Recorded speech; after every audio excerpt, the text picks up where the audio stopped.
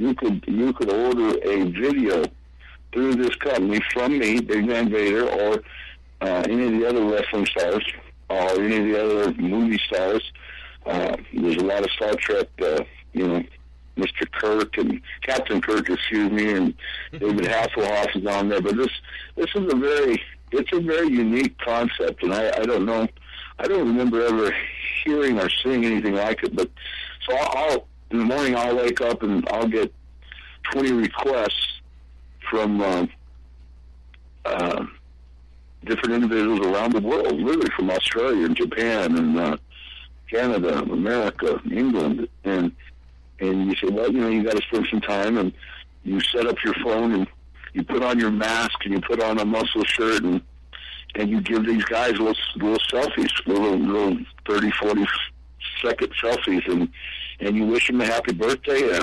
You wish them, I don't know, whatever the occasion is.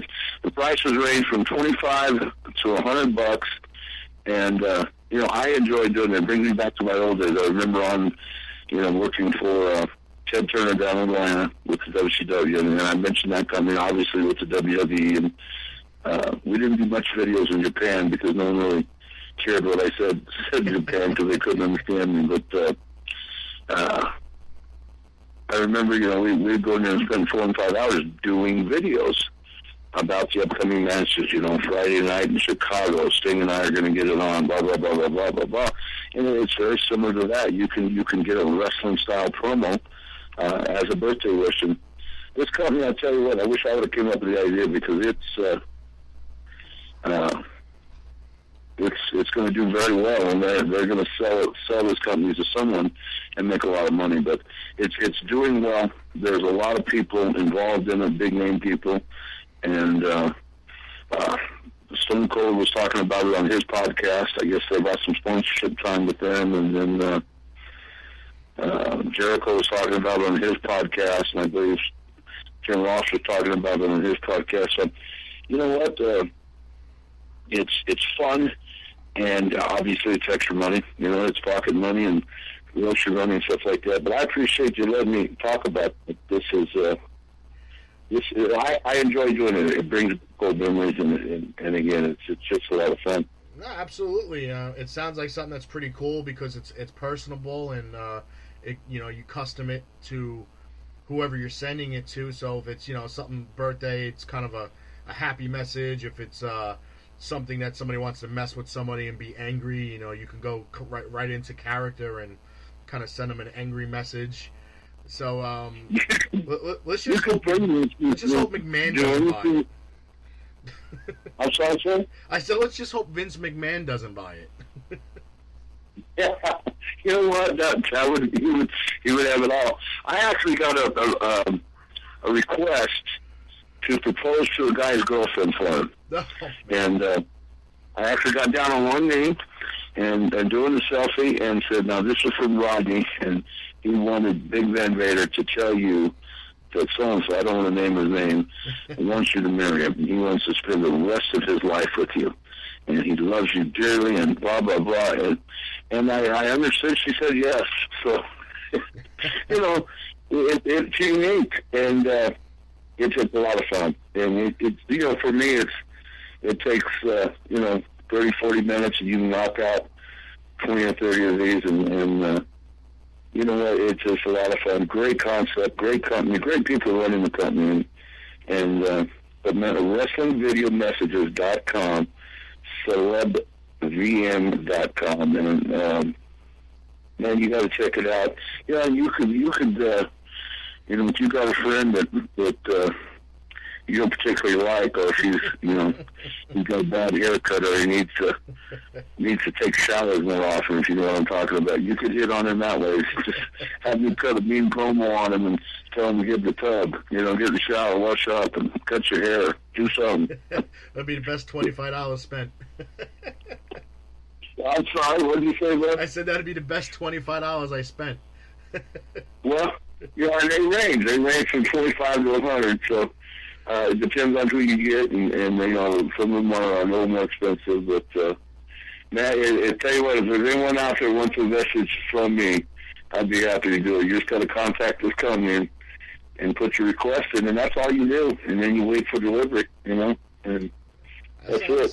That sounds cool. It definitely does sound really cool, and I can really see a lot of parents sending personal messages especially from wrestlers or celebrities for birthdays, and and getting like a really good kick out of it, because like I said, it's personable. It's not just someone calling and say, "Hey, happy birthday." You're saying their name. Happy birthday from Big Van Vader. Blah blah blah. Have a great birthday. It's great. It's really awesome. I even did one for a high school football team where they had a big rivalry game, and and bumped them up, fired them up, and sort of Vader time. It was winning time, and it was kind of like a pep talk. And I guess the coach played it, and they got off on it. So tell you what, man, it's fun and it's exciting, but it sounds fun. It does sound fun. You know what? I wish I would have been involved on the ground floor on this one, because somebody can make some money. Bottom line, it's a good concept. Yeah, I mean, whoever thought of the idea, they, it's just a matter of going out there and getting the names to attach to these messages. I mean, you don't want Joe Smo down the block or Bob Smith sending these messages. You want Big Van Vader sending these messages, because it's worth it. It's worth it. Hey man, just for the record, I was just for the record, I was a high school football All-American, and then I was recruited. Man, a lot of people don't know about my wrestling background. My football. I started out in football, and that without question, that was my first love, and I envisioned being a 20-year pro, and it didn't work out for me. I was with the Los Angeles Rams, and I ruptured my patellar tendon against the Dallas Cowboys, and my career was shortened. But I was a high school All-American. I got recruited just at USC, Notre Dame, Oklahoma, everywhere. I mean, I had scholarships everywhere, and I University of Colorado in Boulder, where I live now, was a very good football team at that time. We were a top 5 team, and we had in fact, University of Colorado was putting out more professional football prospects or draftees, or however you want to say it, than USC at the time.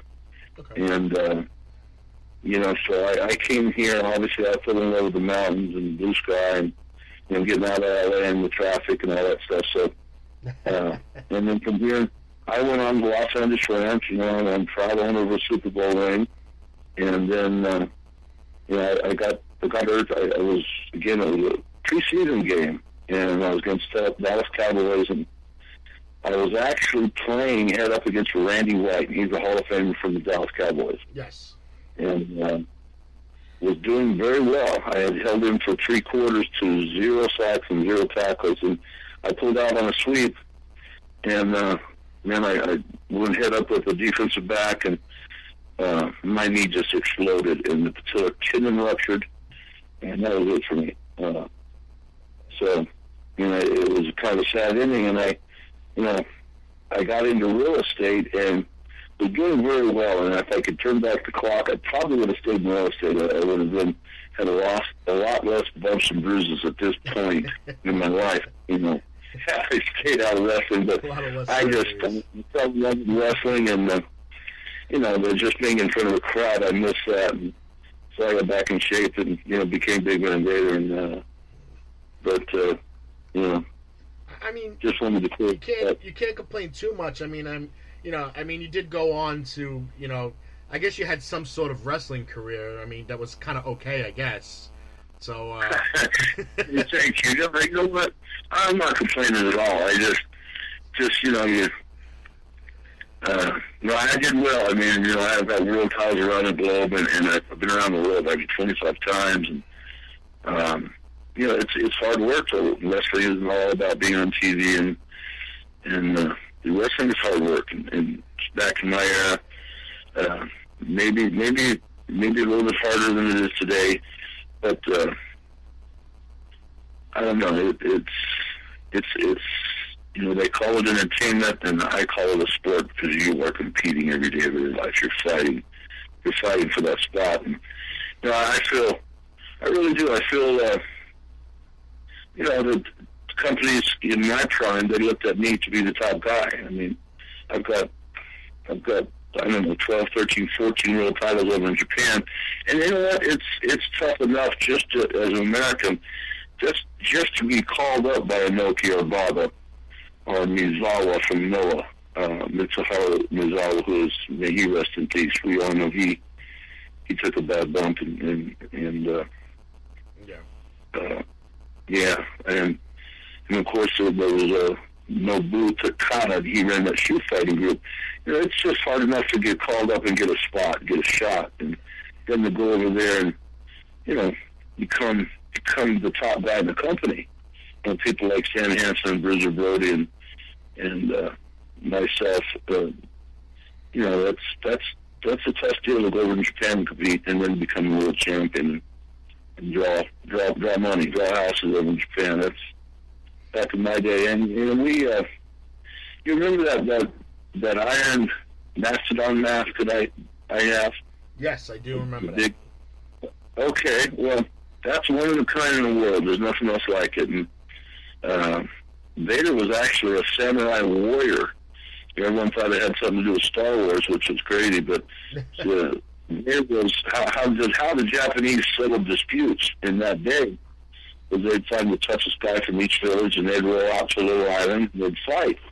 And how the story goes was Vader, and if you look at it, it kind of, the helmet was designed by a Japanese designer, and it was designed from a character named Vader, and it was the headgear of a samurai warrior. And if you look at it, that's how it was designed. I mean, the chest plate and the face mask, and if you envision those movies you've seen, it looks like the samurai warrior would be wearing that and have a sword in his hand. But anyway, supposedly the folklore is that the Vader and this other